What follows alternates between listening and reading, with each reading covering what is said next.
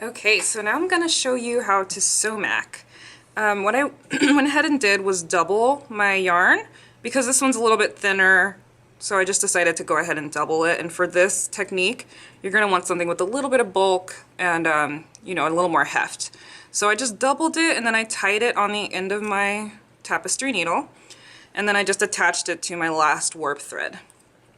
So the way that this works is that you loop around the warp thread. Instead of weaving through it, you're going to loop around it and it creates something that looks sort of like a braid. Okay, so the main point here is that you're going to want to make sure to have a bit of a loop. Okay, now when you're going from left to right, you're going to have your loop going from left to right. And then what you're going to do is just take your tapestry needle and you're going to pass it under your warp thread, and you're going to go ahead and pull it through. You want to be careful not to let this get tangled because it will be a bit of a mess. Okay, so you're going to go ahead and pull it through, you create your loop again, and then you go ahead and pass under the next warp thread. Making sure you don't go under your yarn, you're going to want to go over your yarn. Okay?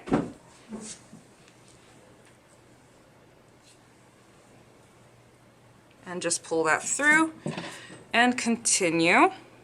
You can see already that it's starting to do a little something different.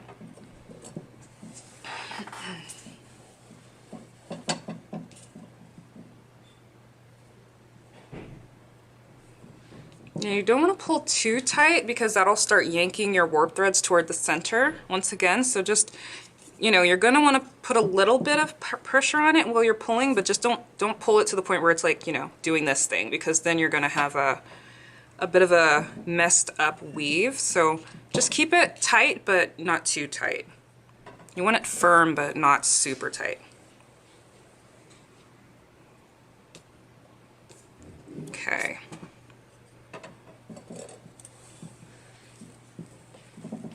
Uh-oh.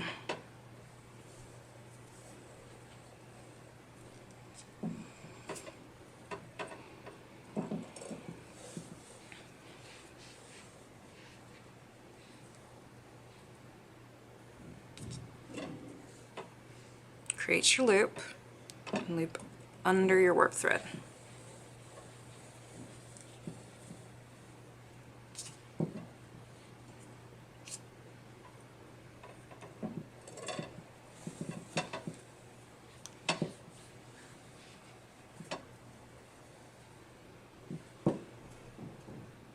Okay, now I'm going to stop this here because that's the top of my angle. And then to go back, all you do is you take your yarn, create your loop in the opposite direction. So now my loop is going to go from right to left. And then you take your needle and you're going to pass the other way. So from left to right instead of right to left like we did on the other side. Making sure once again to go over your yarn, not under. And go ahead and pull it through.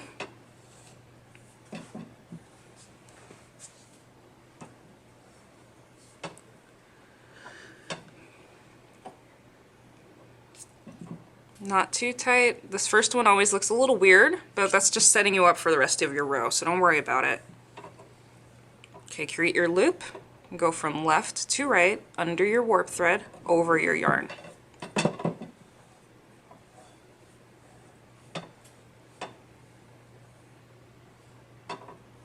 And once again, create your loop under your yarn, or sorry, under your thread over your yarn.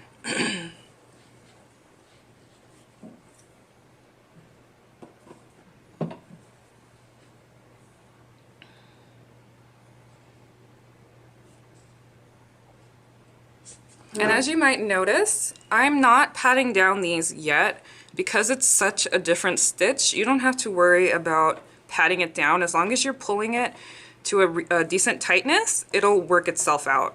So just continue and then you can pat it down at the end.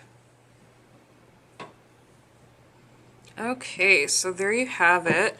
And we're going to go and pat this down now. And you can see it looks somewhat like a braid. Right here you can see the little yarns going together into an angle. Now you can do this to build your your height, or you can do it just as an accent. I actually used this stitch here with our roving wool to create a bit of a border. So I'm gonna go ahead and fill this section in, and then I'm gonna show you one more technique with our wool roving. So now that I've evened out my angles, I'm gonna go ahead and show you how you can add in your favorite trim. Now I'm gonna use Prima's trim because I love it. It's really great quality and it's really beautiful. It matches our weave too. So what I'm gonna do is go ahead and show you how you can add this in. It's really simple. All you do is you take a portion. I'm gonna take a little more than the width of my weave because I'm gonna need to tuck this in later. So I'm gonna go ahead and trim that off, leaving about 1 inch on each side. So as you can see, okay, maybe 2 inches on each side just to be safe. And you basically just weave it like it's yarn. So you're gonna lift up your shed and just pass it right through. Now because you can't really attach this, you could attach it to your weaving needle, but since I didn't, it's a little difficult, but it's okay, just get in there. The yarns won't pop off or anything, don't worry about it. So there you have it, it's right there in your weave, and later on you're gonna just tuck it under, so there you go. Okay, so now I'm gonna fill in with our wool roving, and I'm gonna show you how to prepare this because it comes with a thread. I don't know if you can see that. Is that focused? Okay, so it comes with a thread just to keep it together. So what you're gonna do is go ahead and find that thread and cut it off, and then you're going to pull it out. And there you have it. So this is like a really fluffy yarn, and the great thing about it is you can adjust it to make it bulky. You can make it, you know, fat like this. This is actually a sumac, but it looks a little different. It looks more like a twist because of how thick it is. So you can do a lot of different stuff with this. Now I'm gonna go ahead and prepare this, and then I'll show you how to build some really fun fluffy textures with it. Okay, so now that my roving is prepared, I'm gonna go ahead and re-weave my shed, and I'm gonna do the 3 and 3, or actually I'm gonna go ahead and do 4 and 4 because I want to keep it even instead of odd numbers.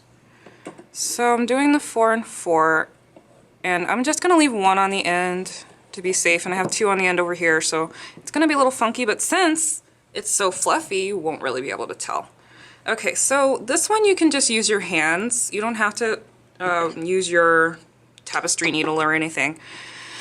I'm gonna go ahead and lift that up and just start weaving.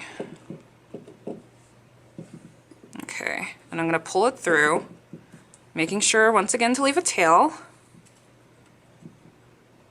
Okay, lay that down. And now I'm not gonna do too much manipulation with this yet because, and I'm gonna leave an extra strip because what I'm gonna do is start to pull these up once I'm done so that I have a bit of a raised texture. So you want to leave a lot of extra space in here, a lot of movement. Okay, so let's go on back.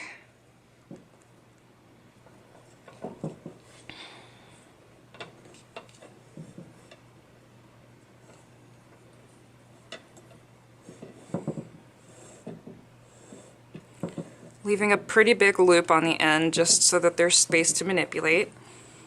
And then I'm going to go back one more time.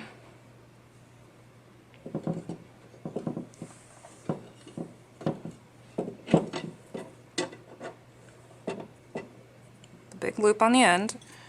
And then I'll finish off.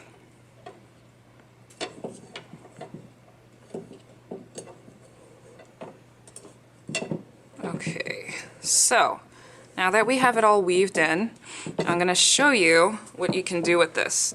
Now there's a lot of different things you can do. Depending on the texture that you want, you can make it as fluffy as you want. I'm going to go ahead and clip a bit off the end so I can show you. Now with this yarn, it's very, very pliable. So you can go ahead and create volume by separating the individual threads with your fingers. And that's just something that you can add texture. I did a project before where I made clouds out of this and it came out really cute. So, you know, there's just a lot that you can do with it. You can just go ahead and play with it and do what you want. But for this example, I'm just gonna start by pulling up little bits and creating loops. Okay? Going in between my weave a bit. And this gets a little bit complicated because the back is open.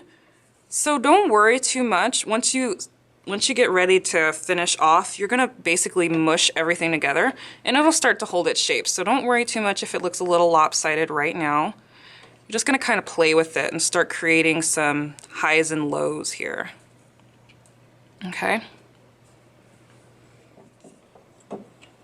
And with this one, I am making it tight because I'm getting ready to finish off. So you can see my yarn start to pull together here. And that's just so that I have more of a stable foundation to tie off on.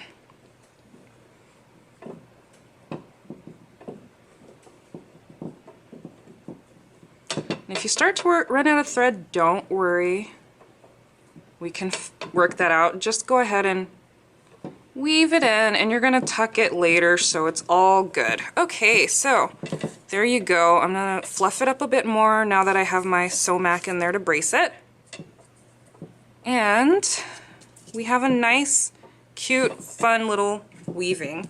Very easy, very simple. At this point, you can start adding in your embellishments if you want to. You can stick on a few flowers. You can even weave on a few of these beads. I would suggest using your warp thread for this, and you basically would just loop it on through, loop it through your tapestry. I don't know if I like this on this particular example, so I'll show you this another time.